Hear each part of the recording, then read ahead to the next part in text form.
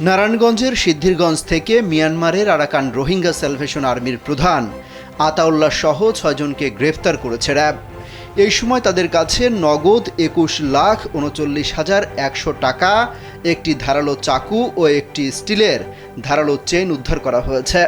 সোমবার দিবাগত রাতে সিদ্ধিরগঞ্জের ভূমিপল্লী আবাসিক এলাকায় ভূমিপল্লী টাওয়ার থেকে তাদের গ্রেফতার করা হয়। মঙ্গলবার তাদের আদালতে পাঠায় সিদ্ধিরগঞ্জ থানা পুলিশ। এদিকে র্যাব ১১ এর আরেকটি টিম ময়মনসিংহের সদর থানাধীন নতুন বাজার মোড় এলাকায় অভিযান চালিয়ে আরসার আরও ৪ জনকে গ্রেপ্তার করেছে। মামলা সূত্রে জানা যায়, আরাকান রোহিঙ্গা বিদ্রোহী স্যালভেশনের গ্রেপ্তারকৃত সদস্যরা দেশ জুড়ে তোলপাড়। ওয়ালটন ফ্রিজ কিনে আপনিও হয়ে যেতে পারেন মিলেনিয়ার।